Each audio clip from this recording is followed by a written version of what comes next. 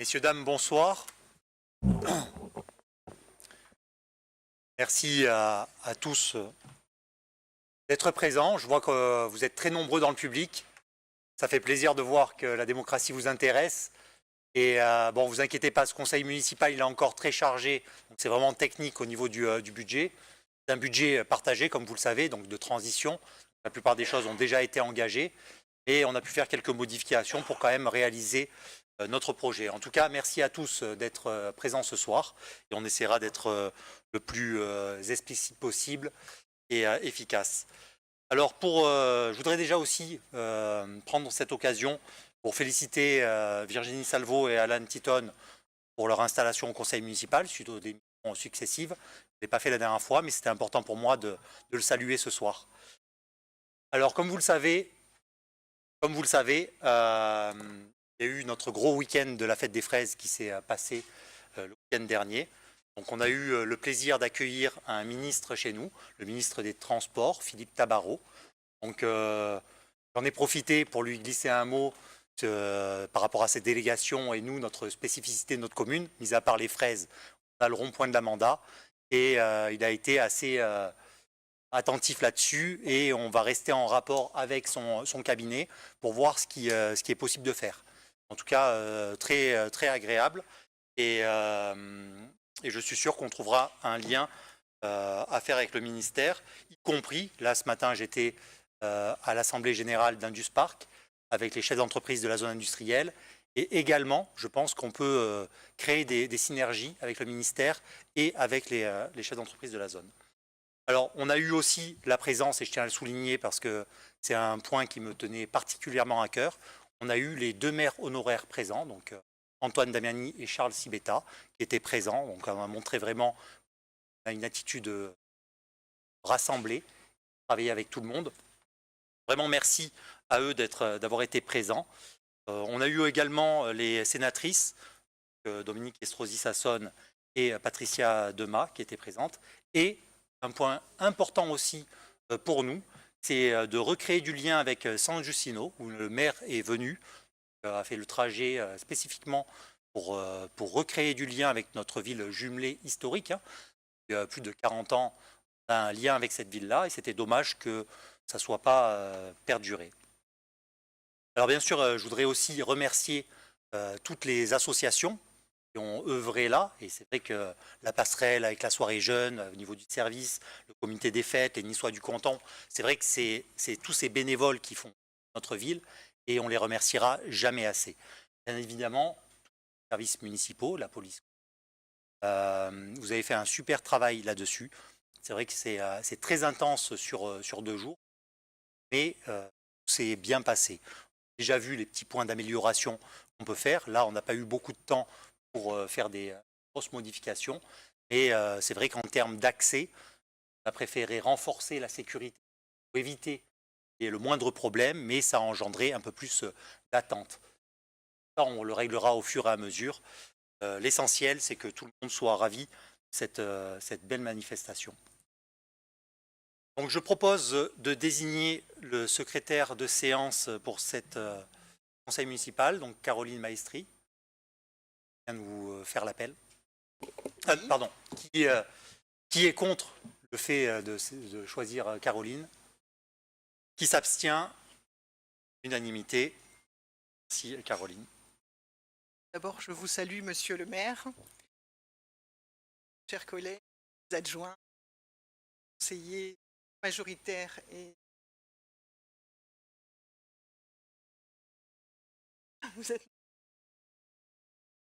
pour ce qui concerne l'appel, donc Stéphane Révélo, Graziella Santi, Jean Cavallaro, Estelle Borne, Yannick Sibetta, Marie-Christine Lepagno, Anthony Arimbelli, Maria Hernandez, Serge Marciano, Angeline Brondolo, Patrick Acchiardi, Laurence Verducci a donné pouvoir à Jean Cavallaro,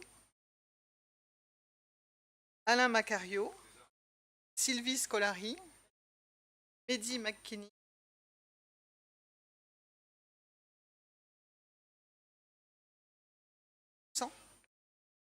privé comme il est médecin. Ok.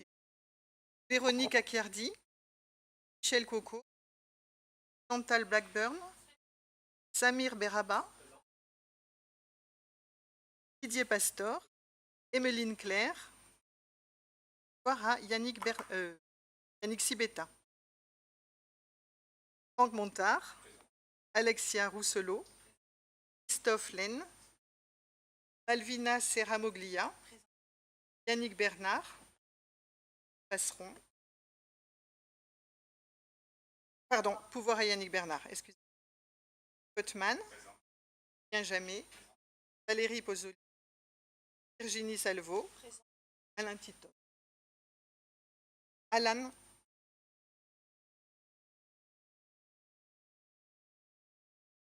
Merci Caroline, le quorum est largement atteint. Alors en préambule, je voudrais vous citer les délégations de chacun des élus, afin que tout le monde puisse savoir et au travers de ceux qui pourraient nous regarder, mais ça sera, si ça n'a pas déjà été fait, diffusé, chacun puisse savoir à qui s'adresser si vous avez des demandes spécifiques aux élus. Alors Jean Cavallaro à la délégation du social, des seniors et du logement. À l'écran, c'est parfait. Gradiel Assanti est délégué au personnel. Yannick Sibetta aux subventions, au marché public et à l'emploi. Estelle Borne à l'urbanisme, au foncier et à l'aménagement. Anthony Arimbelli, développement économique et communication. Marie-Christine Lepagnot, éducation, enfance, restauration collective. Serge Marciano, sécurité, prévention. Maria Hernandez, administration générale, état civil, service à la population. Patrick Acchiardi, travaux, sécurité et incendie. Angéline Brondolo, à l'événementiel. Alain Macario, qualité de vie, propreté. Laurence Verducy, bien-être, bien-être animal. Mehdi Mkinini, au handisport et à la santé. Sylvie Scolari, associative. Michel Coco, transition écologique et aux espaces verts. Véronique Acchiardi à la petite enfance. Samir Beraba à l'inclusion et à la cohésion sociale. Chantal Blackburn au commerce. Didier Pastor au sport. Caroline Maestri à la culture et au patrimoine. Franck Montard aux festivités. Emeline Claire au handicap et à la cérémonie patriotique. Christophe Laine aux équipements sportifs. Alexia Rousselot à la jeunesse et Malvina Serramoglia au harcèlement et au protocole. Si vous avez besoin, je pense que c'est à tout le monde.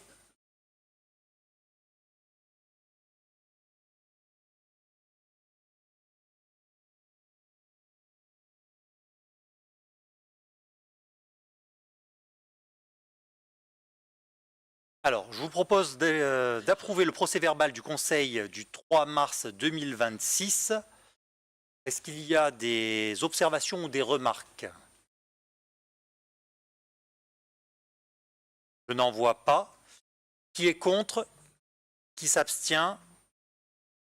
Unanimité. Faire circuler le parapheur. Alors, on passe à la délibération 1.1.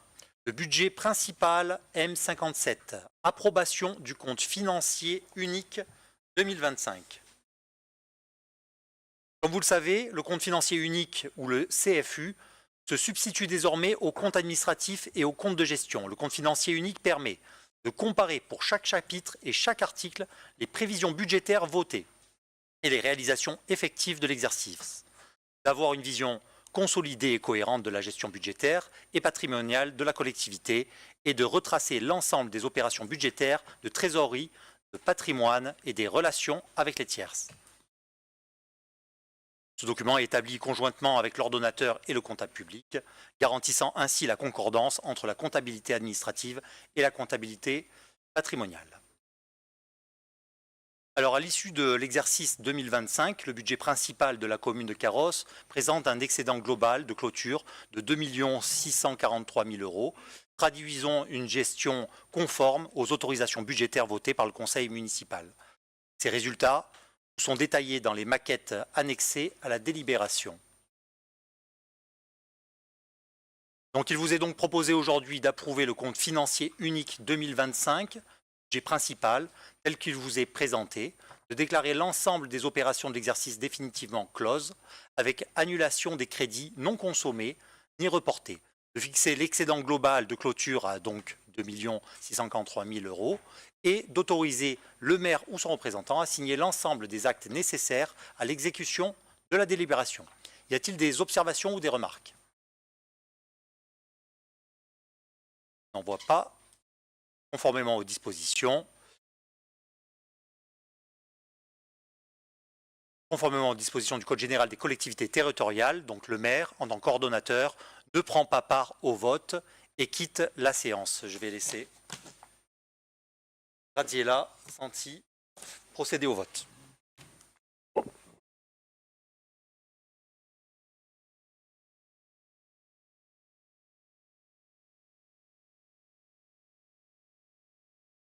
Qui est contre? Qui s'abstient? Qui est pour? Unanimité, merci.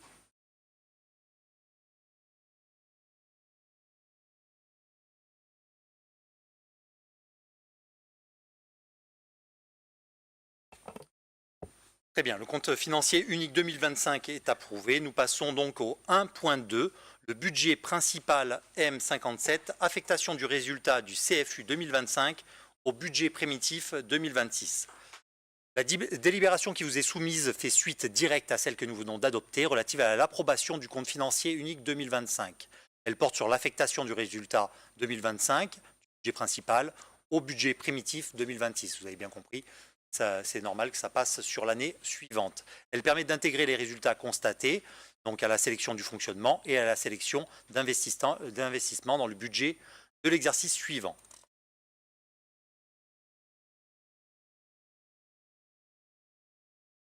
Pour l'exercice 2025, les résultats du budget principal sont les suivants. Résultats de fonctionnement, donc résultats de l'exercice 2025, 2 528 000 € et des poussières. Résultat reporté de 2024, donc 2 300 000, soit un résultat global de fonctionnement à affecter, donc de 4 830 000 €.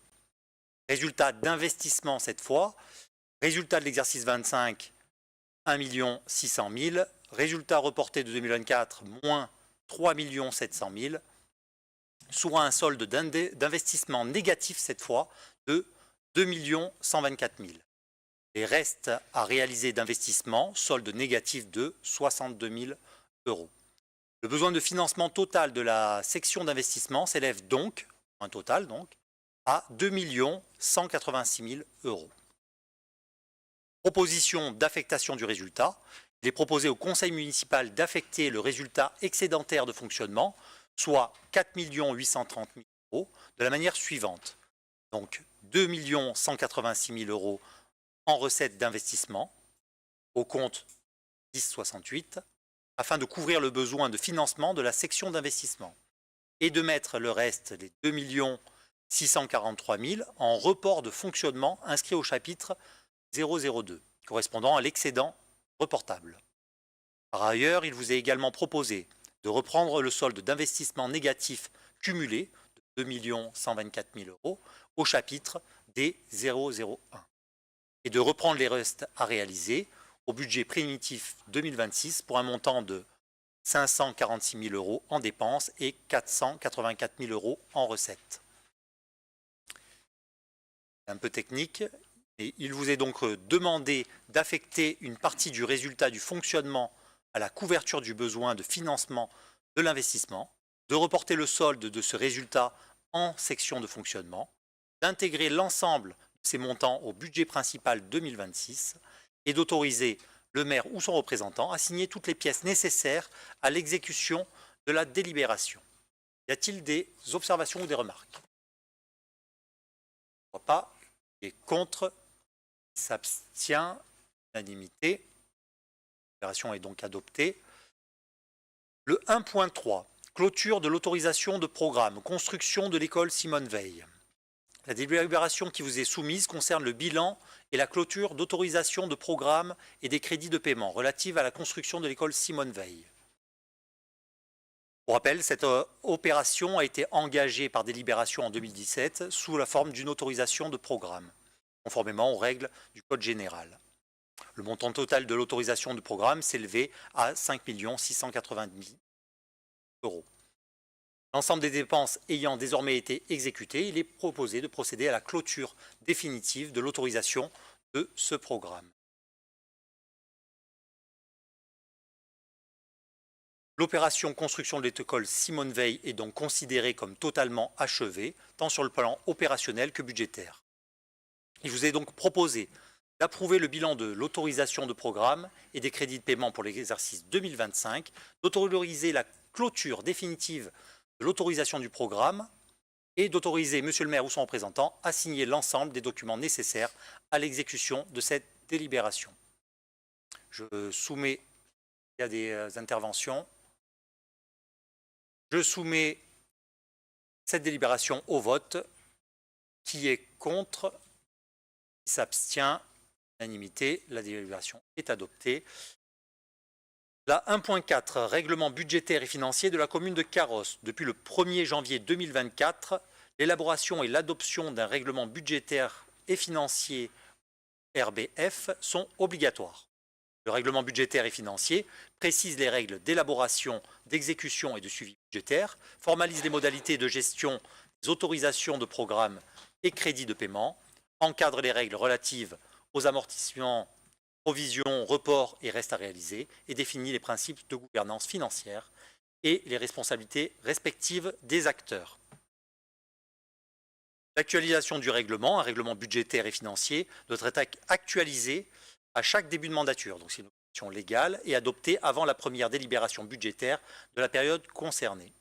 Il vous est donc proposé d'adopter le règlement budgétaire et financier, budget principal de la commune de Carros, tel qu'annexé aux précédentes délibérations, et d'autoriser Monsieur le maire ou son représentant à signer l'ensemble des pièces nécessaires pour son exécution. Est-ce qu'il y a des observations, des remarques? Je ne vois pas. Pour petite précision, nous avons autorisé une signature plus importante au niveau des directeurs pour pouvoir être plus réactif, que ça ne remonte pas forcément tous les échelons, pour pouvoir réaliser notre budget le plus rapidement possible et surtout faire confiance à nos directeurs qui sont en capacité de signer et d'engager le budget qui a été prévu bien en amont. Donc qui est contre? Qui s'abstient?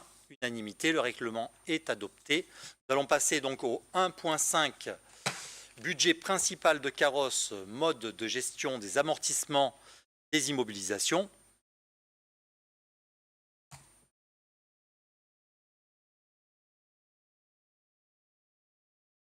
Alors, la délibération qui vous est soumise concerne la fixation du mode de gestion des amortissements des immobilisations du budget principal de la commune de Carros.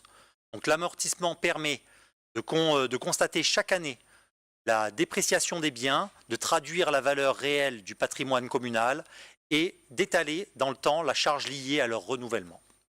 Les durées d'amortissement sont librement fixées par l'Assemblée délibérante dans le respect des plafonds réglementaires, notamment pour les frais d'études non suivis de réalisation, les frais de recherche et de développement, les subventions d'équipement versées, les brevets ou documents d'urbanisme. La nomenclature M57 impose désormais le principe du prorata temporis. L'amortissement débute à la date effective d'entrée du bien dans le patrimoine. Il est calculé en fonction du temps réel d'utilisation du bien. Il est aussi proposé d'adopter les mêmes principes que l'année dernière, de fixer un seuil des biens de faible valeur à 1 000 € TTC et de prévoir pour ces biens un amortissement et une seule annuité au cours de l'exercice suivant leur acquisition, lorsqu'ils font l'objet d'un suivi globalisé de l'inventaire. L'objet de la délibération vous est donc proposé d'approuver la mise à jour de la délibération 103/2023 relative au mode de gestion des amortissements, de fixer le seuil des biens de faible valeur à 1 000 € TTC et d'autoriser Monsieur le maire ou son représentant à signer toutes les pièces nécessaires à l'exécution de la délibération. Est-ce qu'il y a des observations ou des remarques? Qui est contre? S'abstient? Unanimité. La délibération est donc adoptée.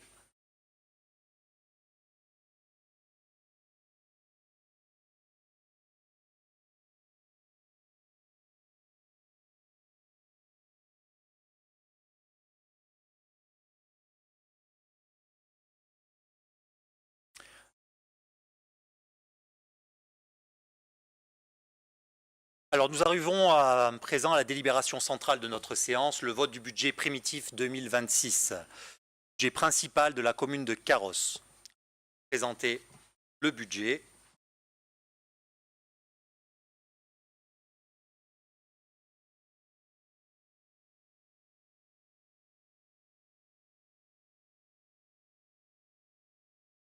Donc vous voyez sur la première slide les résultats de clôture. Donc c'est le passage obligatoire. Donc clôturons l'exercice 2025.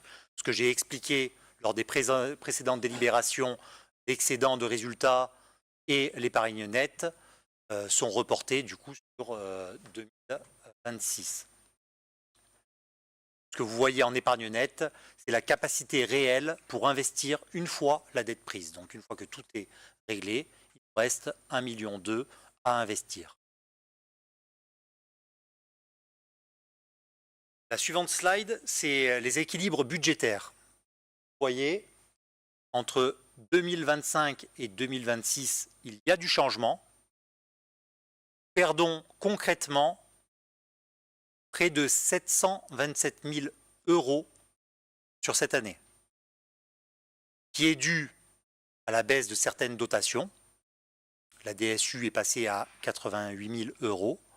Tout ce qui est caisse de retraite est passé, donc c'est des obligations légales, on est obligé de suivre la loi pour ça, et c'est très bien pour certains cas. En ce qui concerne les caisses de retraite, c'est près de 163 000 € que nous devons dépenser. Il y a aussi la dette globalisée de 360 000 €. Nous avions jusqu'à présent et que cette année, nous ne recevrons plus. Il va falloir apprendre à faire avec. Et la taxe par habitant de 260 000 €. Donc, vous voyez que nous devons faire avec beaucoup moins d'argent dans nos caisses, tout en continuant de faire notre coût d'entretien et de rénover nos bâtiments. Plus nous avons d'équipements, plus évidemment nous devons dépenser pour les entretenir, ainsi que l'ancien qui doit impérativement rénover. Donc vous le voyez sur cette slide-là. Vous voyez sur la prochaine slide la synthèse générale. Vous voyez qu'il y a une hausse des dépenses qui est à notre fonctionnement. Les assurances, en l'occurrence, explosent, mais ce n'est pas la première année. Depuis plusieurs années, déjà, les assurances augmentent de plus en plus.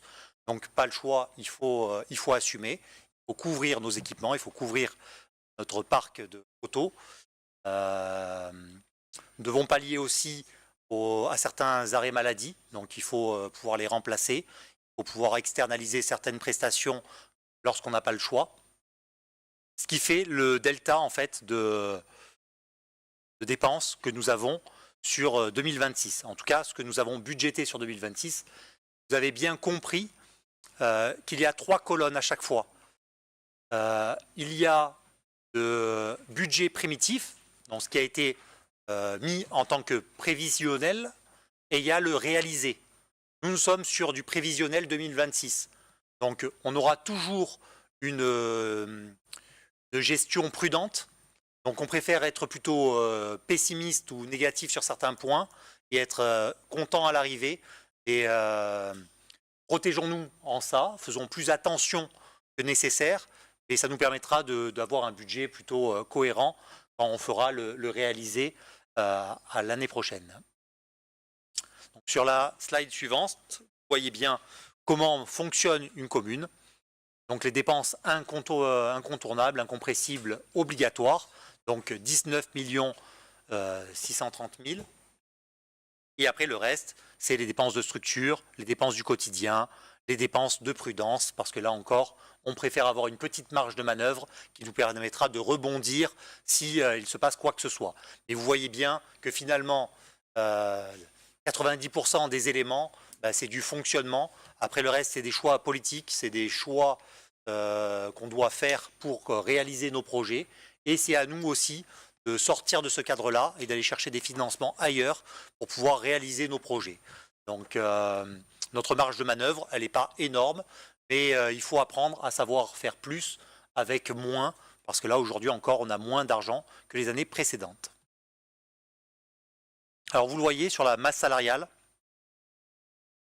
le budget prévisionnel 2025 était à 60%, donc 15 591 000 €. Vous le voyez que du coup sur le réalisé, on est un peu moins, on est à 15 200 000, et que nous remontons sur le prévisionnel, encore une fois, 2026 à 15 788 €. Donc c'est pour pouvoir déjà amortir les postes qui n'ont pas été reconduits en 2025, parce qu'il y a certains postes qui étaient obligatoires pour le bon fonctionnement des services. Donc ça tombe sur 2026. Vous avez bien compris que si on récupère les sommes qui n'ont pas été dépensées en 2025, on les récupère sur 2026. Si on n'a pas dépensé l'argent en 2025 parce qu'il fallait faire certaines actions, et ces actions-là, il va falloir les faire cette année. Donc finalement, l'argent qu'on récupère d'un côté, on le redépense dans l'autre. C'est juste normal. Plus la montée mécanique avec les caisses de retraite et le glissement vieillesse technicité, c'est normal que la masse salariale augmente quoi qu'il en soit. Quoi qu'il en soit, il faut qu'on soit vigilant là-dessus.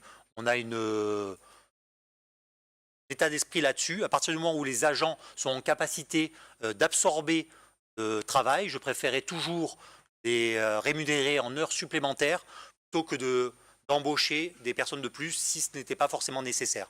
En tout cas, on restera toujours sur du bon sens et on consultera les agents pour savoir les besoins réels qu'ils ont. Des fois, c'est un accroissement temporaire sur des périodes de l'année.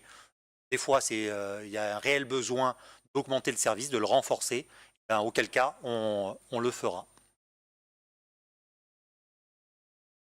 Donc le slide suivant, c'est sur l'organigramme.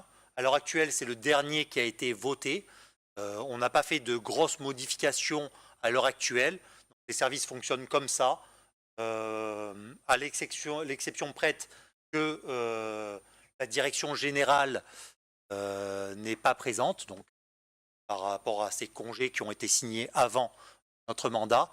Donc je gère en direct les différents directeurs.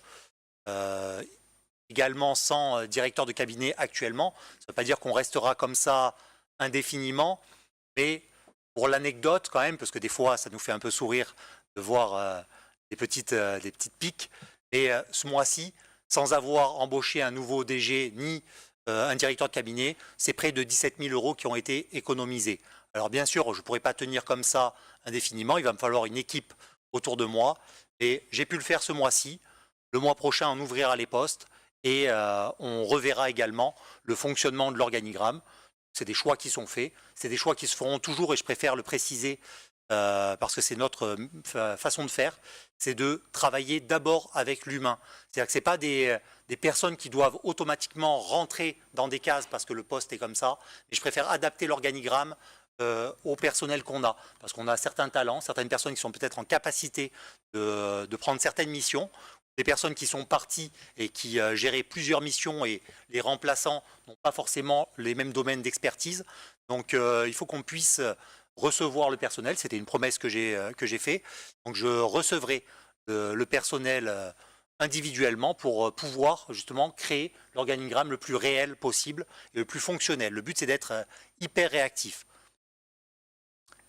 Donc le slide suivant, c'est le zoom sur le personnel. Donc vous voyez les actions qui sont menées, qui ont été menées, bien entendu, hein, on n'est pas au stade zéro là-dessus, mais on souhaite toujours aller plus loin. Et là, juste pour pour la petite anecdote, l'amicale du personnel nous comptons justement la renforcer et l'améliorer. Là, j'ai vu avec, donc je vous l'ai dit tout à l'heure, j'étais en réunion avec Induspark qui bénéficie de certaines offres par rapport à leur personnel, parce qu'ils ont fait un groupement de demandes, et du coup, le personnel de zone industrielle bénéficie de plein d'aides, réductions sur plein de commerçants. Et j'en profite parce que je vois dans l'Assemblée nos représentants de Cap Carros, merci pour votre présence, et qui ont intégré aussi ce mode de fonctionnement-là. Vous l'avez compris, tout cet état d'esprit, c'est d'ouvrir les bras et de travailler avec tout le monde, et de ne pas séparer forcément les chefs d'entreprise de la zone, des commerçants, des entrepreneurs. On peut tous s'apporter, et l'objectif, c'est justement de pouvoir se mettre en relation, plutôt que de faire appel à des sociétés extérieures, autant faire appel à des sociétés carrossoises qui ont tout aussi autant de talent. Et donc pour ce faire, je souhaite voir la possibilité que l'amicale du personnel puisse intégrer ce processus et pouvoir faire bénéficier de toutes ces réductions-là qui ont été bien négociées par toute la zone industrielle et le faire bénéficier à tous les employés communaux, y compris du coup avec les commerçants carrossois qui proposent des offres préférentielles via ce parcours-là. C'est une annonce récente qui a été discutée ce matin et voilà, je vous la fais aujourd'hui. Il y a également, pareil, parce que des fois on voit surgir certains commentaires, des jours d'absence. 2025, pareil, aujourd'hui, vous l'avez bien compris, on est arrivé depuis tout juste un mois, il y a plus de 10 000 jours d'absence, soit avec dont en fait à l'intérieur 31 agents pour absence de longue durée. Donc, je souhaite un très bon rétablissement à ces agents. Et nous essaierons justement d'aménager, et c'est pour ça que nous avons une élue au bien-être parmi nous, pour justement que le temps de travail soit le mieux aménagé, que le personnel soit valorisé et qu'on puisse travailler le plus sereinement possible. C'est vraiment notre objectif par rapport à cette mandature et nous mettrons le paquet là-dessus. Donc la slide suivante, c'est la synthèse générale. Vous le voyez, de toute façon, les recettes, on arrive à augmenter nos recettes malgré la perte de la DSU et la perte de la recette fiscale, pas énormément, mais de 0,5, donc on reste plutôt stable, en tout cas quand on constate les budgets primitifs. En 2025, il y a eu pas mal de recettes exceptionnelles. Il y a eu Virbac, et il y a eu des ventes de terrain qui ont permis de recevoir la DMTO, qui permettent de renflouer nos caisses. C'est normal, certaines années, quand il y a des grosses opérations financières, ça nous permet d'avoir une petite panne, une petite bulle d'oxygène, et elle s'épuise dès l'année suivante. À partir de là, c'est à nous d'aller chercher ailleurs. Donc n'y voyez pas une baisse de quoi que ce soit, c'est juste normal, c'est la vie d'une commune. Si on voulait revenir en arrière sur les précédentes années, c'est comme ça que ça marche. L'évolution budgétaire, il est là, on continue d'avancer et le budget de fonctionnement. Bon. Donc vous le voyez, donc, sur les produits de fiscalité, donc, ça illustre ce que je viens de vous dire. Il y a des baisses par rapport au fait, il n'y a pas eu ces opérations financières sur cette année. Et on fait un comparatif, là, cette fois, sur ce qui a été réalisé, sur ce que nous projetons. Donc, comme je vous l'ai dit tout à l'heure, on se projette toujours avec prudence, et c'est pour ça qu'on préfère voir le côté sombre du tableau, et se dire tant mieux quand on fera le vote définitif du budget, de se dire finalement, on a bien fait, ou tant mieux, on a une manne financière supplémentaire que nous pourrons investir en 2027. Sur la suivante slide, vous voyez donc les dotations que nous avons des différents organismes. Là, vous voyez, sur la slide suivante, la métropole donne une grosse somme, donc 9 millions, avec la dotation de solidarité supplémentaire de 415 000 euros. Sachez que, pareil, siégeant à la métropole, nous avons voté dernièrement une augmentation donc de cette dotation de solidarité. Donc à partir du budget suivant, celui-là, là il n'a pas pu être intégré immédiatement, nous aurons 40 000 euros supplémentaires de subventions par rapport à la métropole. Sur les restes, donc le département, la région, l'État, la CAF, vous voyez bien qu'il y a des baisses qui peuvent être faites. Et ça, pareil, ça peut inclure également les projets qui sont menés. Donc là, pareil, on est sur ce qui a été fait sur 2026. On va encore bouger les lignes par rapport à nos actions que nous allons mener cette année. Donc on va essayer de faire le maximum pour justement inscrire tous les partenaires autour de ça. Vous l'avez vu, dès la fête des fraises, le ministre a été interpellé et nous allons voir ce que nous pouvons faire pour toutes ces subventions et mettre vraiment carrosse à l'honneur parce que nous avons belle zone industrielle qui mérite d'être remise sur le devant de la scène et notre ville qui s'agrandit et donc nous devons être justement représentés. Sur la slide suivante, vous voyez les recettes des services municipaux. Et les différentes, donc les activités jeunesse, les activités sportives, les activités culturelles, voilà, les loyers des terrains. Vous voyez tout ce qui se passe. Donc il y a certains qui peuvent monter par rapport à notre accroissement d'activité, d'autres qui baissent. On a d'autres projets qui peuvent être mis en place et qui pourront changer ce tableau. En tout cas, à l'heure actuelle, vous l'avez compris, 2026 est déjà engagé. Donc c'est la progression logique des choses, rien d'extraordinaire. C'est à nous maintenant de penser à trouver de nouvelles recettes, à innover et de par nos projets, améliorer ce tableau-là. Sur la slide suivante, vous voyez donc le zoom sur les recettes d'investissement. Donc là, c'est un peu la conclusion donc les subventions. On couvre donc une partie du terrain de basket, donc 136 000 euros, et le confortement des falaises à 107 000 euros. Il y a eu des concessions, donc pareil, là, quand il y a des ventes de terrain, automatiquement, on récupère de l'argent. Là, on a récupéré 290 000 euros et le retour donc de la TVA en fonction des projets qui sont menés. Donc là, encore une fois, on est dans le cheminement logique de ce qui se passe dans une collectivité. Quand il y a un gros projet, il y a des dépenses, mais derrière, il y a aussi le retour de la TVA l'année suivante. Donc, quelque part, bon, c'est l'avancée logique. Voyons donc par la suite le zoom sur les dépenses d'investissement. Donc là, vous voyez sur la première ligne donc les dépenses d'équipement. Donc budget primitif donc de 3 159 000 euros. Et vous voyez la colonne suivante, donc le réalisé, qui est uniquement à 2 457 000. Donc automatiquement, il y a eu moins par rapport à ce qui a été voté. Donc vous avez compris, là on vous a fait un budget prévisionnel pour orientation, donc l'actions que nous voulons mener sur l'année suivante. Là, en 2025, il y a eu un projet qui a été présenté et il n'a pas été réalisé dans sa totalité.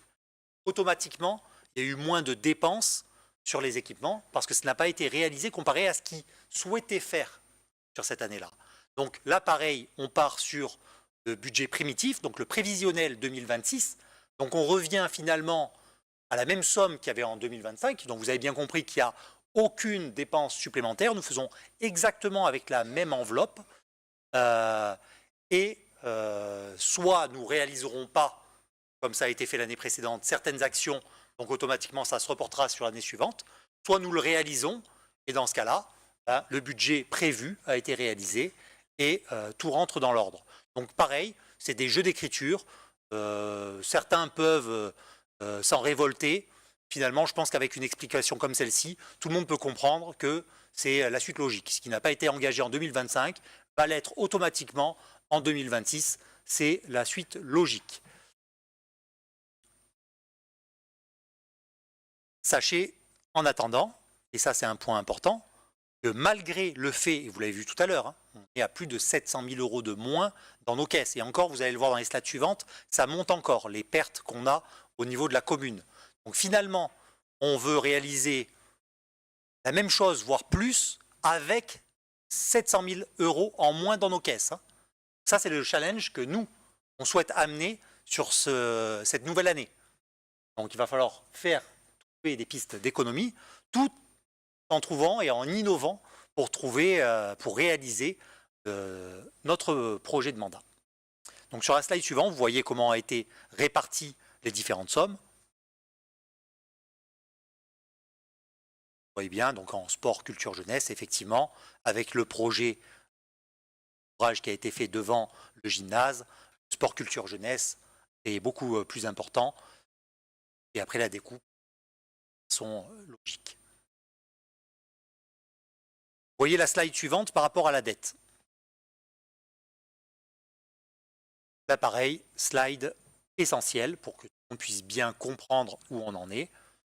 Important de savoir qu'avant de crier au loup, il faut poser les questions et se renseigner.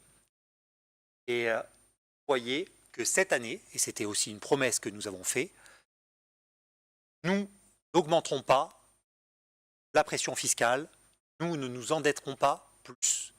Donc là, tout en continuant, c'est encore un choix qu'on a pu faire, attention, on a eu très peu de temps, certes, mais on a eu réellement 4 jours pour modifier le budget, mais on a fait ce choix-là fort de ne pas emprunter, de faire avec ce qu'on a, tout en continuant de désendetter la commune. On aurait pu le faire le choix inverse. On aurait pu choisir de moins nous désendetter, de rester statu quo par rapport à l'année dernière et de dépenser plus sur des projets qu'on souhaitait faire. On a choisi de baisser la dette, de ne pas emprunter, ce qui fait qu'aujourd'hui, nous sommes en dessous de la moyenne nationale. Alors, on peut tout entendre, attention, la ville est en péril, les choix budgétaires sont terribles. Alors, pour ceux qui n'avaient pas suivi, là, je leur dis à tous, aujourd'hui, nous sommes une des villes de France le moins endettée. Nous sommes en dessous du seuil moyen. Donc, c'est un choix qu'on fait. On choisit de faire avec 700 000 € en moins dans nos caisses, de ne pas endetter la commune en plus, et même de baisser la dette, tout en continuant de réaliser quand même les projets qu'on souhaite faire. Parce qu'on est là aujourd'hui, ici, parce qu'on a présenté un projet, et ce projet sera tenu. Et donc, on le tiendra tout en faisant cette bonne gestion de la commune. Derrière, la slide suivante, c'est le zoom sur les garanties d'emprunt. Là, c'est un cadre complètement légal. C'est nous qui garantissons les emprunts par les bailleurs sociaux. Les emprunts qu'ils font dans les différents organismes bancaires sont notés sur cette slide-là. Obligation légale.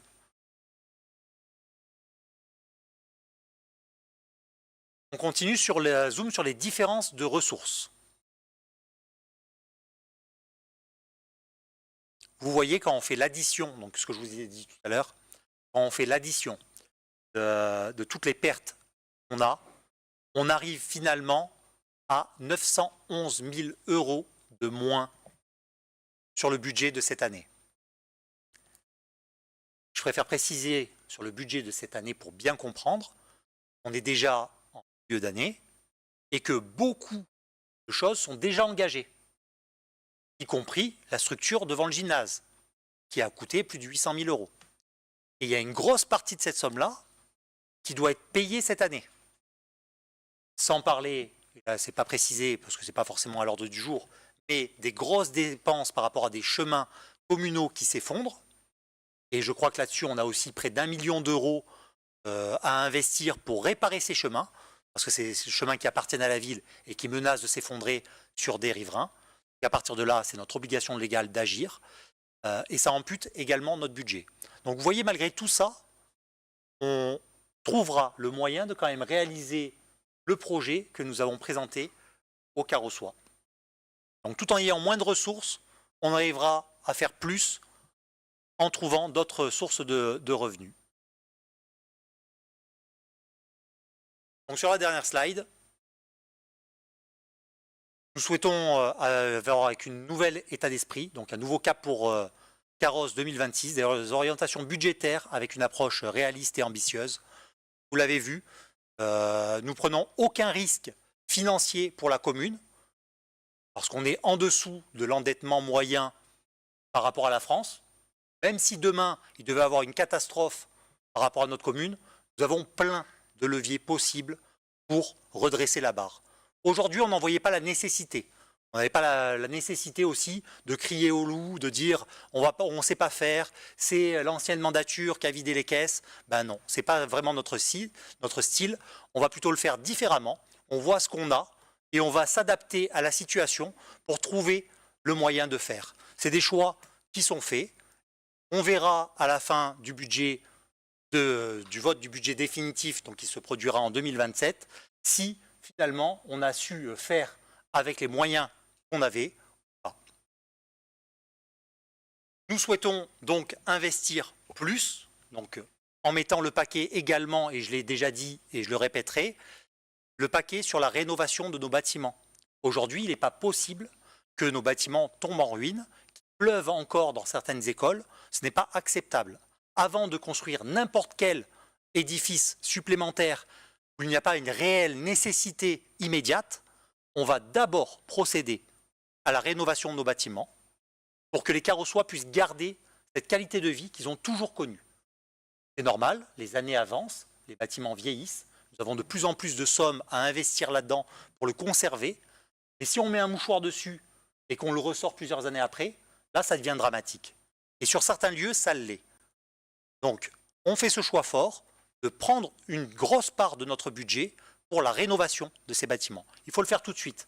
On ne le fera pas en fin de mandat ou dans un autre mandat.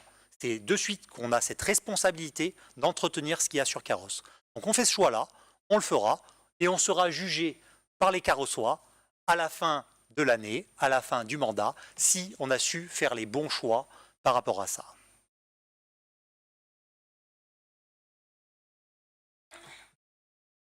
Nous allons aborder également, parce que c'est un point important également qui tient certainement à cœur à beaucoup d'entre vous,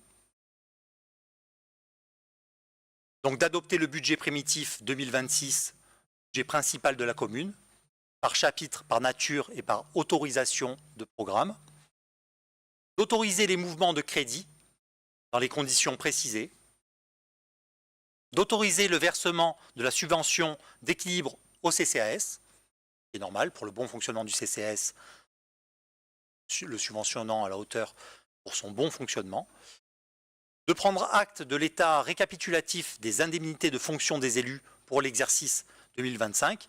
Il y a eu un tableau qui montre donc l'évolution 2024-2025. Il n'y a pas encore celui de 2026 parce que l'exercice n'est pas clos, mais là aussi il y a beaucoup de rumeurs et de ragots là-dessus. Sachez qu'il y a une enveloppe globale qui est dédiée aux indemnités des élus, qui est répartie en fonction de l'équipe. Les choix sont faits différemment.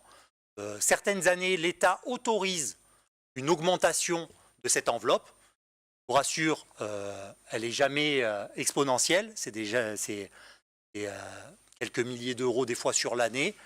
Ce n'est pas des sommes de folie, mais c'est des choix qu'on fait.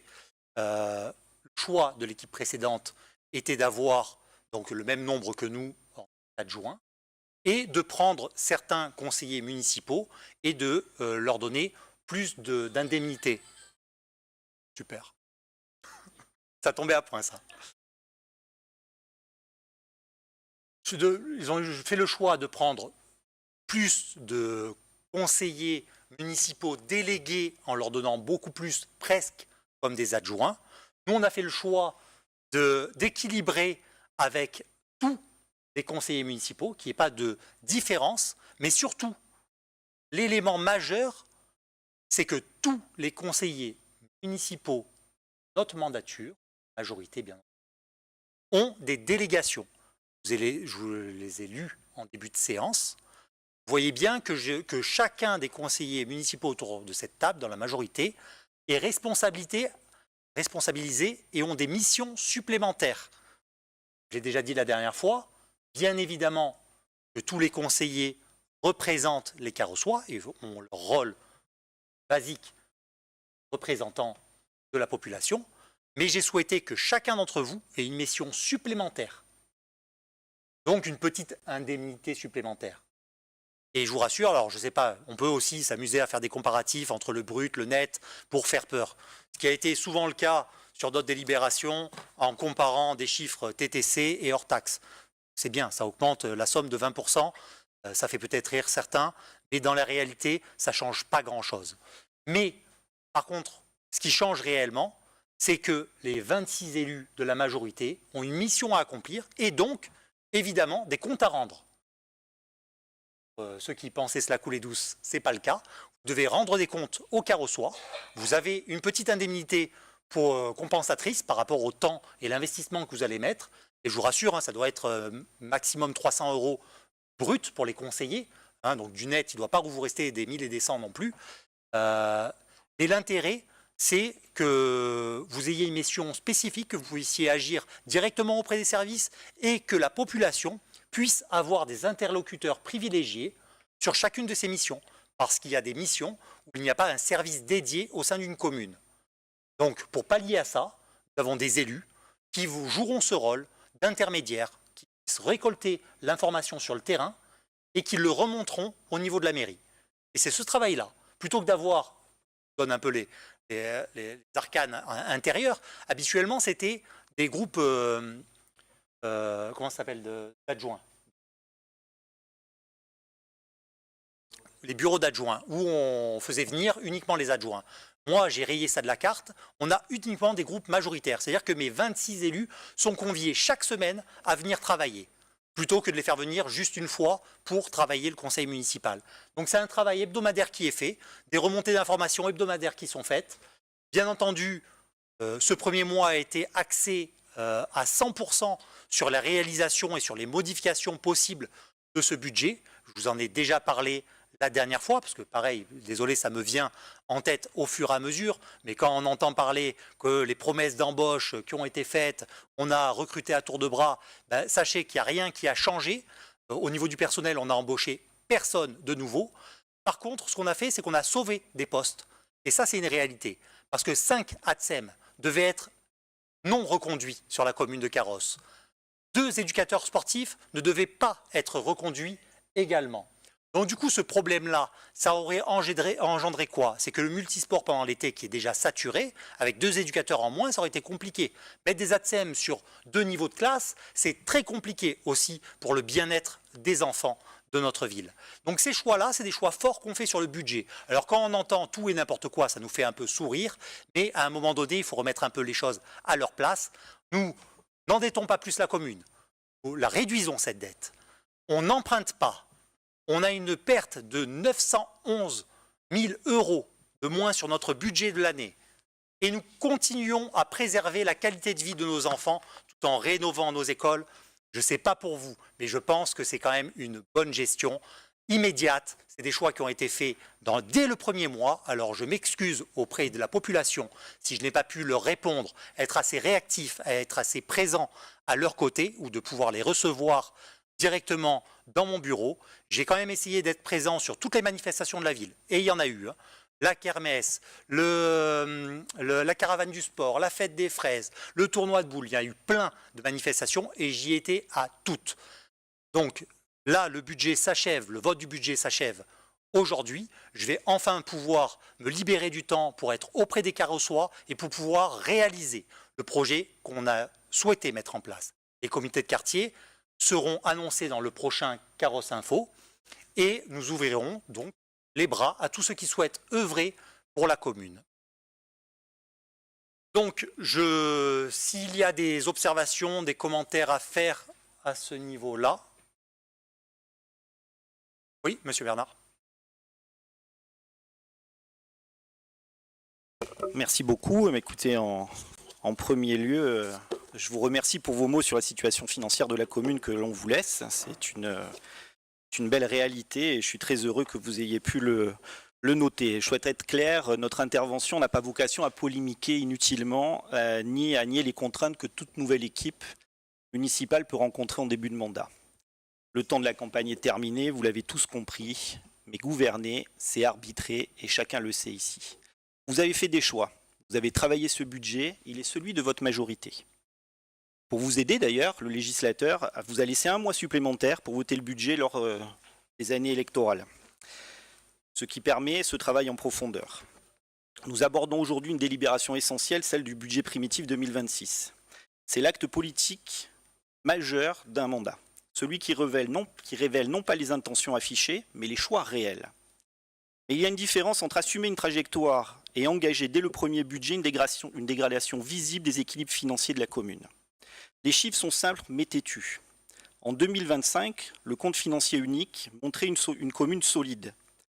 Un excédent global cumulé de 2,64 millions d'euros, un résultat de fonctionnement de 4,83 millions d'euros et surtout une épargne brute à 12,11%. Ce n'est pas une situation parfaite, aucune collectivité ne l'est d'ailleurs, mais c'était une situation saine, stable, pilotée, qui permettait à la commune d'investir sans fragiliser son avenir. Aujourd'hui, dans votre budget 2026, cette épargne brute tombe à 5,39%. Elle est donc divisée par plus de 2. À ce rythme-là, les charges courantes et la dette absorberont plus que les recettes courantes de la commune. C'est un signal d'alerte. Et je le dis avec responsabilité, ce n'est pas un débat technique, c'est un choix politique.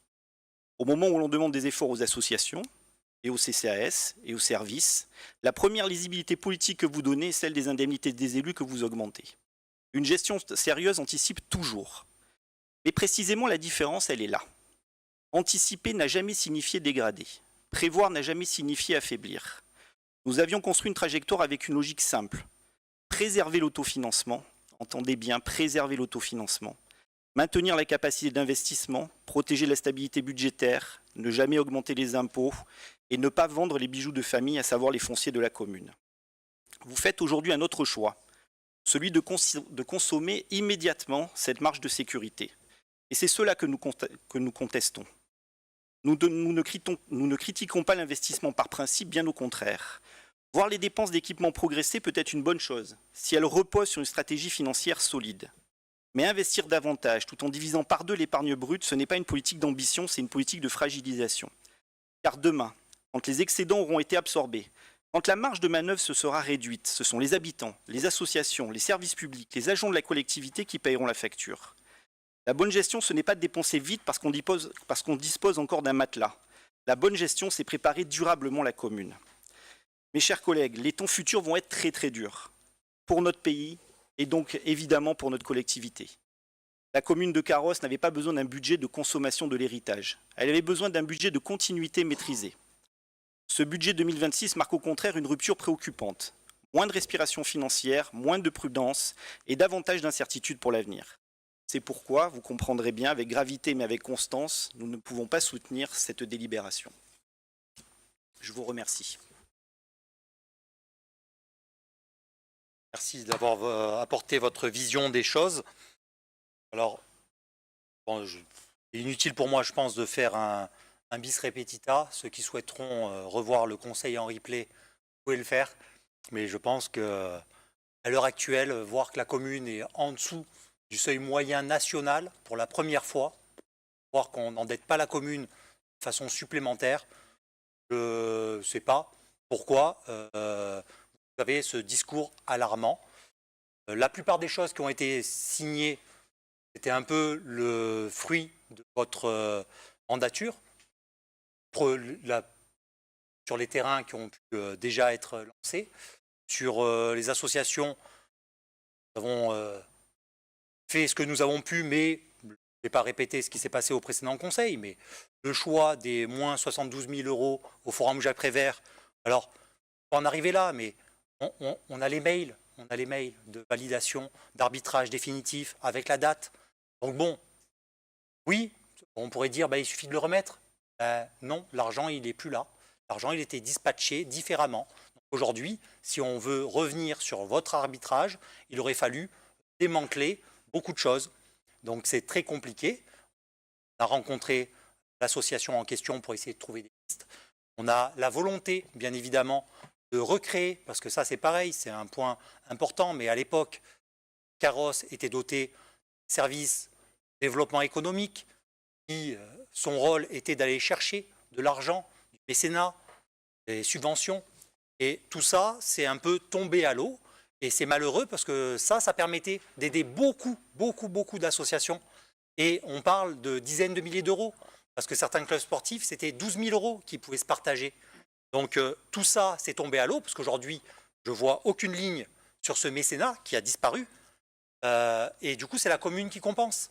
Demain, nous avons déjà recréé du lien avec les différents chefs d'entreprise, et nous allons pouvoir justement équilibrer grâce à ça. Parce que le rôle d'une commune, ce n'est pas juste de distribuer des bons points, mais son rôle, c'est aussi de sortir de ses frontières, d'aller ailleurs, de soutenir, de défendre. Et c'est exactement ce que nous avons commencé à faire. Et je pense que très vite, on va voir les résultats de ces fruits-là. Donc, est-ce qu'il y a d'autres interventions? Okay. Je soumets donc le budget primitif 2026 de la commune de Carros au vote. Qui est contre? Qui s'abstient? Qui est pour? Reste du conseil municipal. Merci à vous, chers collègues. Budget primitif 2026 est adopté. Alors, on passe au 1.7. Donc là, il y a un parapheur qui va circuler, si vous voulez bien le signer.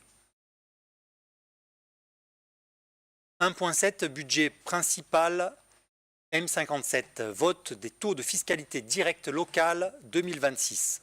La délibération qui vous est soumise sur le vote des taux de fiscalité directe locale pour l'année 2026, applicable sur le territoire de la commune de Carros pour l'année 2026, est proposée de ne pas augmenter la pression fiscale pesant sur les Carrossois et les Carrossoises. Là, c'est pareil, c'était également un de nos engagements. Touchons pas à la fiscalité. Et plus loin que ça, nous avons également voté au niveau de la métropole la baisse de la taxe sur l'ordure ménagère. Donc, c'est peut-être anecdotique, mais les impôts baissent sur Carros à ce niveau-là. Donc, il faut le reconnaître également. Et de reconduire strictement les taux votés en 2025 sans aucune hausse. Secondaire, 19,34%. Majoration de la taxe d'habitation sur les résidences secondaires, 20%,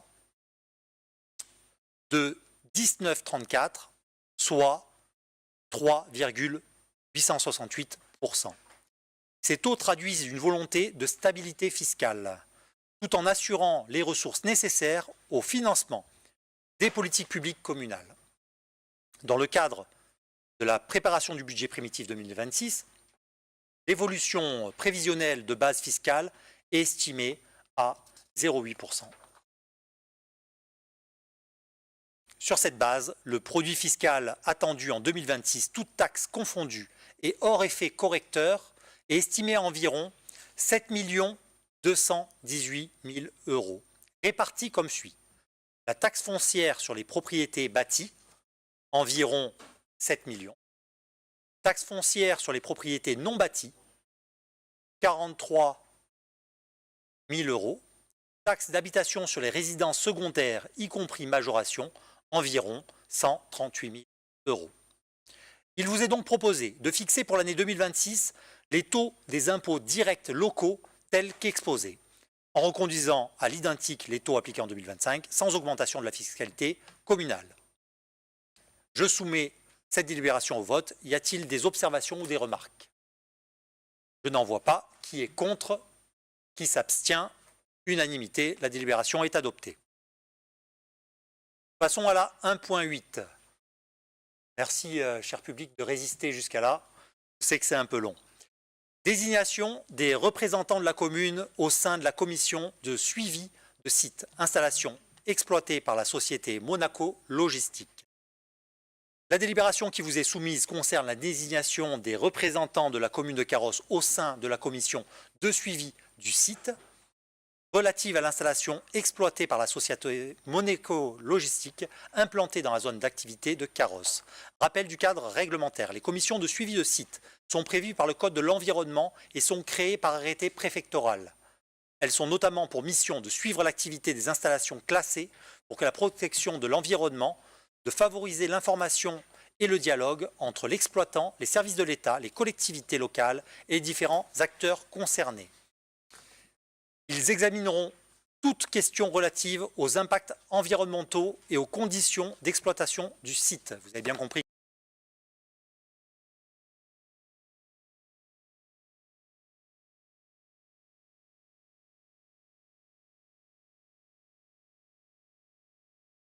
Aux produits toxiques qu'ils pourraient contenir. Donc là-dessus, il vous est proposé de mettre 2 représentants, un titulaire et un suppléant. Nous proposons de mettre en titulaire Michel Kyoko et en suppléante Marie-Christine Lepagno, chargée de porter la voix de la commune au sein de cette instance.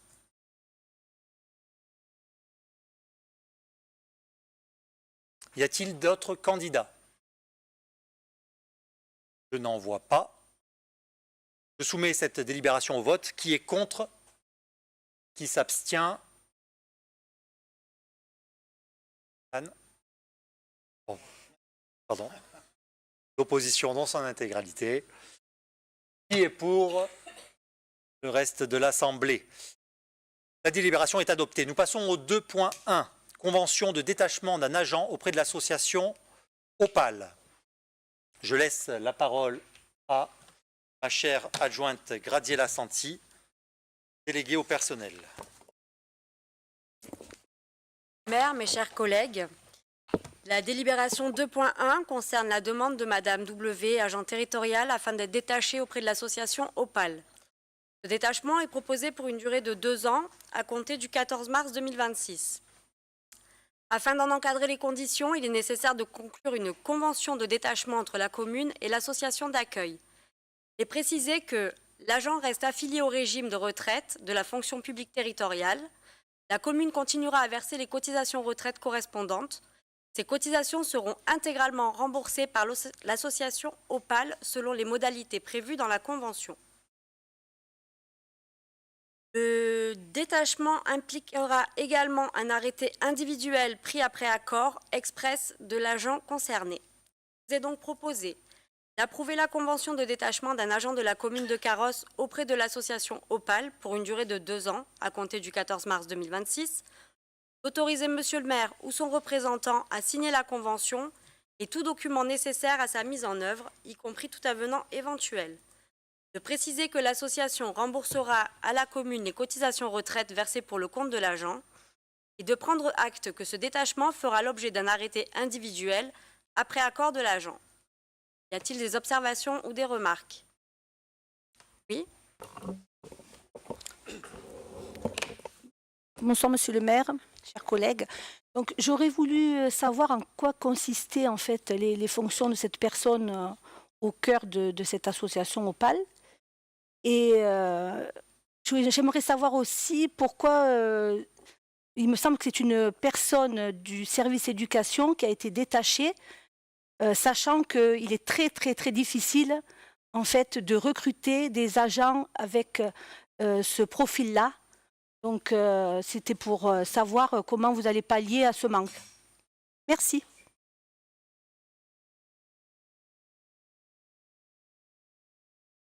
Alors écoutez, bien évidemment, ça demande des compétences particulières. Donc j'imagine que si elle a été sélectionnée, c'est qu'elle devait l'avoir. Bien évidemment, on n'a pas pris connaissance dans les détails. Là, on est vraiment sur le vote du budget et sur le bon fonctionnement de toutes ces instances. D'ailleurs, la prochaine délibération, ce sera par rapport au CCAS. Et si vous avez des interrogations par la suite, nous enverrons vraiment toute la délibération dans son intégralité, ainsi que les choix qui ont été faits. On prendra contact, mais j'imagine que c'était déjà lancé avant notre arrivée. Avec plaisir.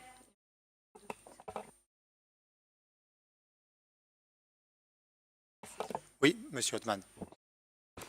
Bonsoir Monsieur le maire, bonsoir à tous. Alors par rapport à votre délibération, j'ai fait des recherches et je ne trouve pas grand-chose sur Opal. Vous pourriez me dire un petit peu plus ce que c'est cette association? Parce que j'ai du mal à trouver. J'ai trouvé son président par rapport à votre convention, mais j'ai pas trop d'informations, s'il vous plaît. D'accord, oui, je comprends, mais en même temps, je trouve ça un peu étrange parce que c'est vous, votre mandature, qui l'avez mis en place. Donc nous, on vient d'arriver. C'est fait. Il y a eu beaucoup de choses qui ont été faites entre les deux tours, madame. Je préfère pas trop en parler parce que je pense que ça serait assez désobligeant. Mais les choses qui ont été signées entre les deux tours, je vous prie de croire que c'est pas très sain comme attitude. Et je voulais pas en parler, mais là, on a tous les documents nécessaires parce qu'on vous donne pas des dates au hasard. Hein, et je veux bien voir votre petit jeu de petites questions-réponses. Mais quand un document est signé d'une date, pardon, on ne peut pas antidater les documents. Mais par contre, si vous souhaitez jouer sur ce terrain-là, je peux ressortir tous les documents qui ont été signés entre les deux tours et je pense que certains rigoleront beaucoup moins. Merci pour vos questions, mais nous vous enverrons quand même toutes les informations nécessaires à ce que vous aviez prévu. Monsieur Bernard. Oui, en fin de compte, le but de nos questions, c'est juste de nous éclairer. Ce que l'on est susceptible, ce qu'on est susceptible peut-être d'entendre, et c'est la fin de votre intervention, c'est de nous communiquer les informations détaillées au prochain conseil, juste pour qu'on se rende compte de ça. Ça ne sert à rien d'être dans une posture défensive, on veut juste comprendre. Je rejoins Madame Pozzoli, qui a été une excellente adjointe à l'éducation, qui a été extrêmement vigilante sur la totalité de ces demandes. Juste de comprendre. Ça ne va pas plus loin que ça. Il faut que vous l'entendiez. Le prochain conseil, vous nous amènerez, si vous avez la possibilité de nous envoyer les documents avant sur nos boîtes mail, ce serait parfait, pour que juste on puisse donner du sens à ce type d'interrogation, parce qu'on pourrait être interrogé dessus. Voilà. Très bien, avec grand plaisir, comme j'avais répondu la première fois. Vous aurez toutes les informations nécessaires. C'est juste que quand on regarde la signature du document, on se demande pourquoi vous n'avez pas eu justement connaissance de cette délibération qui était prévue avant notre arrivée. Mais donc, c'est pas grave, on donnera quand même toutes les informations grâce au service. Je pense que dans les documents que vous allez nous faire parvenir, vous nous enverrez également tous ces documents signés avec les dates. Ça sera intéressant de mettre ça en perspective. Je vous remercie. Évidemment. Est-ce qu'il y a d'autres questions? Très bien.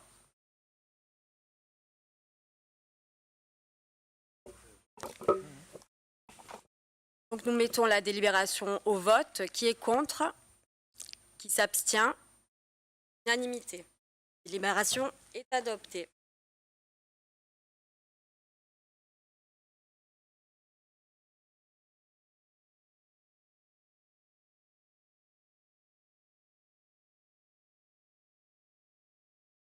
On va continuer avec la 2.2, une convention de mise à disposition d'un agent auprès du CCAS. Cette délibération porte sur la mise à disposition d'un agent communal auprès du CCAS.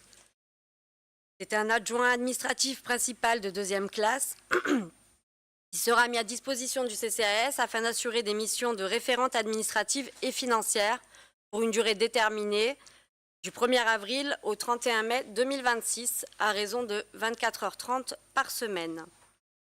La commune continuera à assurer la gestion administrative et la rémunération de l'agent, lesquels seront remboursés par le CCAS au prorata du temps de mise à disposition, conformément au texte réglementaire. Cette organisation permet d'apporter une réponse adaptée aux besoins du CCAS, tout en garantissant la continuité et la sécurisation des missions administratives. Il est donc proposé d'approuver la convention de mise à disposition d'un agent communal tel qu'annexé à la présente délibération, d'autoriser Monsieur le maire ou son représentant à signer la convention ainsi que tout document nécessaire à sa mise en œuvre, y compris tout avenant éventuel, de préciser les modalités de remboursement par le CCAS des rémunérations en charge afférentes à l'agent mis à disposition et de prendre acte que cette mise à disposition fera l'objet d'un arrêté individuel. Il y a des questions.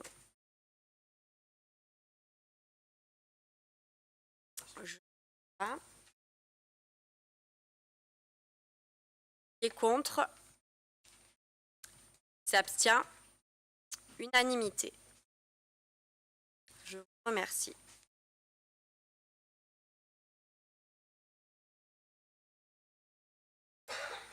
Donc on continue avec la 2.3. C'est une délibération concernant le droit à la formation des élus municipaux. La formation des élus constitue un droit individuel reconnu par la loi, mais également une dépense obligatoire pour la commune, dès lors que les formations sont dispensées par des organismes agréés par l'État. Cette délibération pose les principes généraux et les orientations en matière de formation. Accompagner l'exercice du mandat, renforcer la qualité et la sécurité des décisions municipales, garantir l'égalité d'accès à la formation pour l'ensemble des élus sans distinction et veiller à une utilisation maîtrisée des deniers publics. Et préciser que les actions de formation prises en charge par la commune devront présenter un lien direct avec l'exercice du mandat électif, s'inscrire dans les orientations définies par la présente délibération, être dispensées par des organismes de formation agréés par l'État, conformément aux dispositions du CGCT.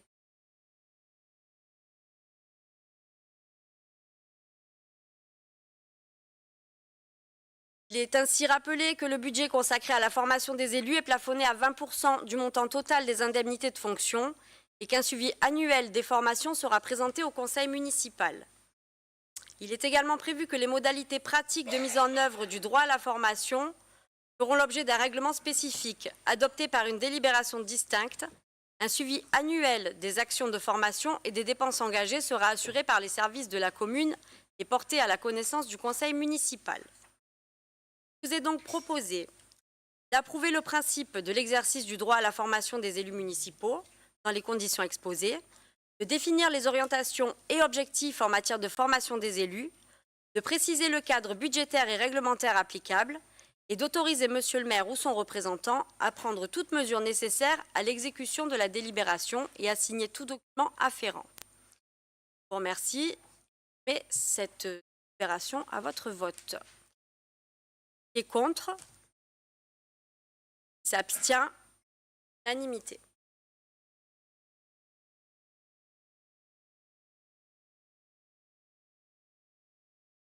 Passons à la 2.4, l'approbation du règlement relatif à la formation des élus municipaux.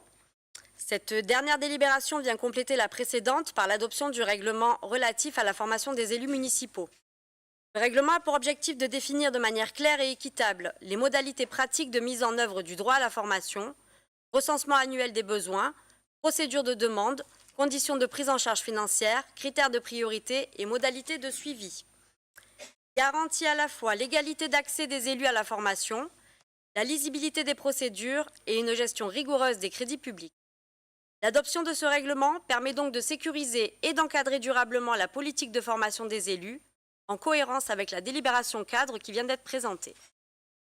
Il vous est donc proposé d'approuver le règlement relatif à la formation des élus municipaux tel qu'annexé à la présente délibération, de préciser que l'ensemble des modalités d'organisation, de procédure, de prise en charge financière et de suivi des actions de formation sont celles définies par ce règlement et d'autoriser Monsieur le maire ou son représentant à signer tout document nécessaire à l'exécution de la délibération et à la mise en œuvre du règlement.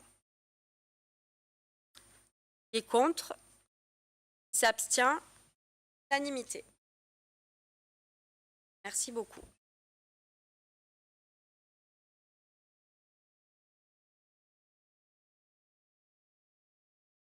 Il y avait une prise de parole là-dessus, peut-être?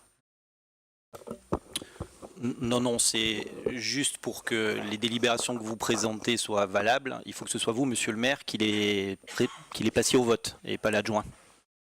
C'est important. On fera pas de retour là-dessus. Hein. Celles qui sont passées, on est complètement d'accord. Mais c'est à vous de les passer au vote et pas à vos adjoints. J'ai demandé au service juridique qui m'a dit que c'était bon, mais c'est peut-être dans un souci de conformité, si vous le souhaitez, bien sûr. Non, je vous ai pas dit. Ouais, renseignez-vous de manière très précise là-dessus, puisque vous avez pu être amené à participer à certains exécutifs, notamment métropolitains. Et vous voyez bien que le président, c'est celui qui procède systématiquement au vote. Après, c'est vous le responsable. Non, tout à fait. Bon, après, on se souvient de certains conseils aussi que vous avez faits, mais c'est pas grave. Le tout, c'est que ça soit conforme et que tout le monde soit content. C'est le principal.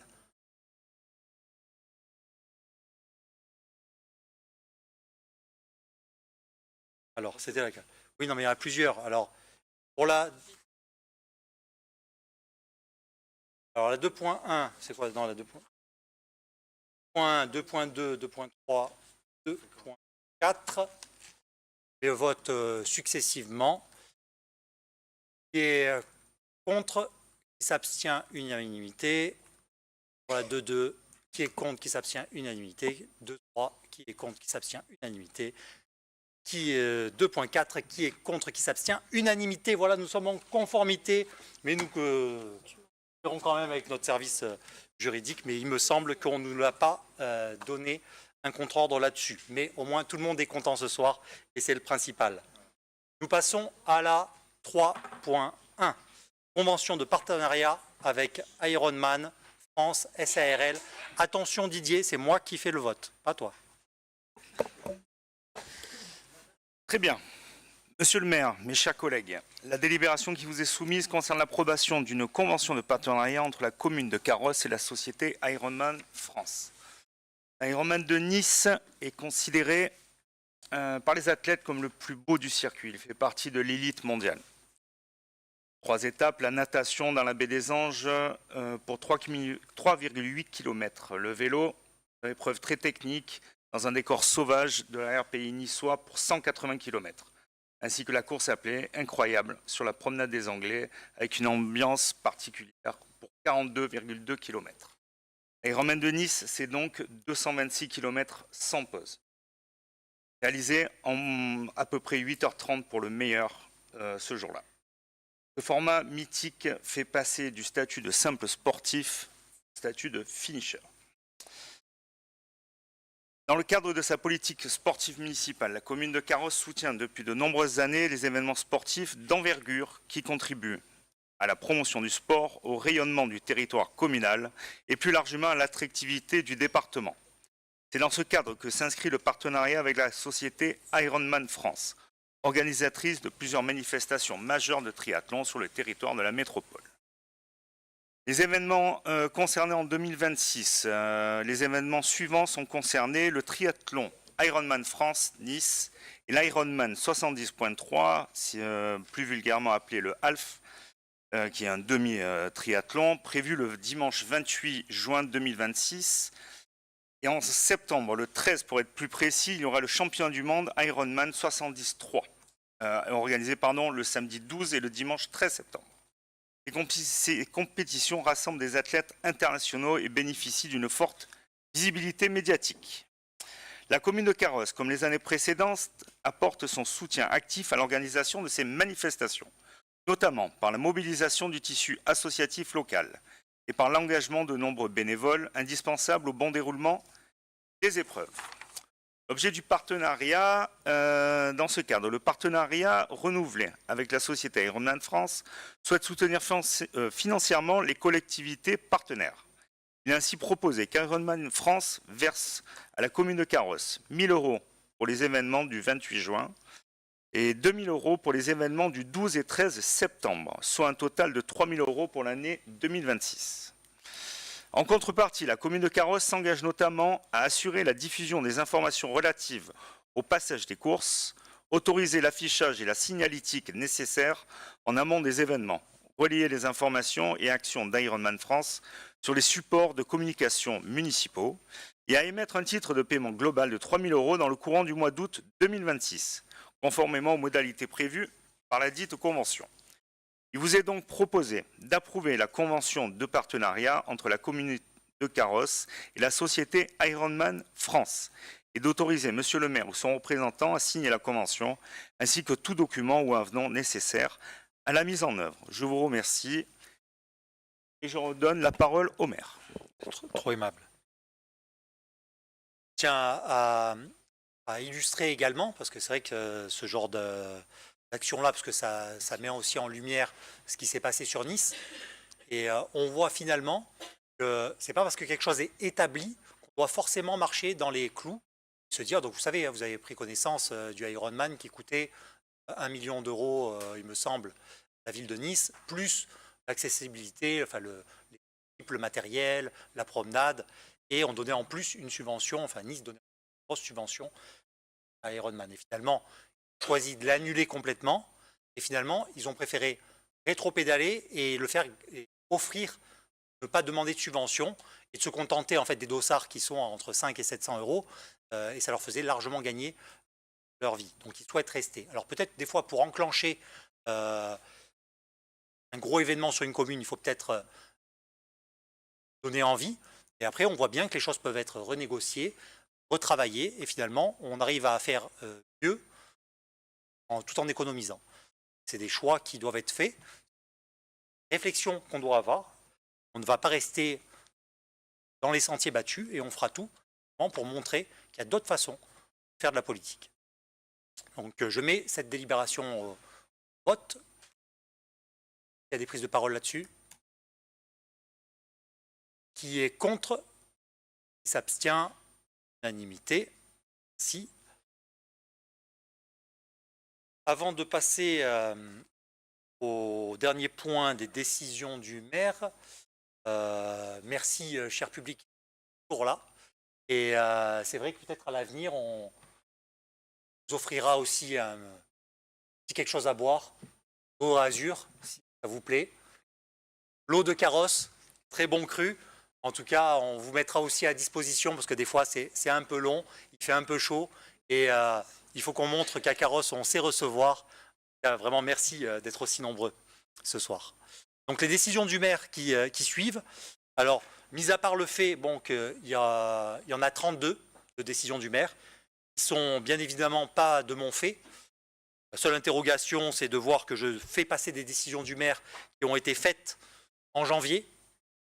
Alors, qu'il y a eu un conseil municipal en mars. Elles auraient très bien pu être passées. Alors bon, je ne vais pas vouloir polémiquer là-dessus. On ne va pas ressortir certains points. Mais toutes ces décisions du maire, en tout cas en très grande partie, auraient pu être passées au conseil de mars. Vous voulez prendre la parole? Allez-y. Oui, s'il vous plaît. Je suppose que depuis votre élection, vous avez pris un certain nombre de décisions que vous auriez pu nous présenter ce soir au conseil municipal de la même manière. Je vous remercie.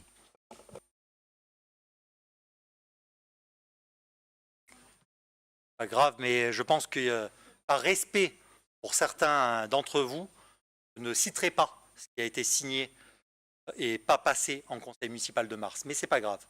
J'accepte cette remarque en préservant certaines personnes. Alors, il y a des décisions d'occupation ou de mise à disposition, ce qui est normal, de locaux municipaux. L'attribution ou l'actualisation de subventions. Donc, il y a beaucoup de demandes de subventions. Attention, ne faites pas l'amalgame entre la demande de subvention et l'obtention. Bien souvent, il y a énormément de demandes, ça fait beau sur le papier, et au final, il n'y a pas grand-chose qui nous arrive dans nos caisses. Il y a beaucoup de décisions de maire dans ce sens, et c'est bien, il faut faire la demande. Et il faut faire le maximum, en tout cas, pour les récupérer à la fin. Des conventions culturelles et scolaires, donc là, c'est des spectacles qu'on a engagés, qui ont déjà eu lieu. Des marchés et des contrats de commande publique, donc pour le bon fonctionnement. Vous avez bien compris, je ne vais pas vous alourdir avec ça, et le budget qui est voté, il est mis en application derrière au travers de ces décisions du maire pour faciliter l'exécution, et des axes de gestion financière, foncière. Tout est dans le tableau qui est communiqué au conseil municipal. L'ensemble de ces décisions est détaillé et donne l'objet de chaque élément. Donc il vous est proposé de prendre acte de l'ensemble de ces décisions et de génération ne donne pas lieu à un vote, à une information du conseil municipal. Je vous remercie. Ceci clôture notre séance, mesdames, messieurs. Merci beaucoup pour votre présence et je vous dis au mois prochain alors.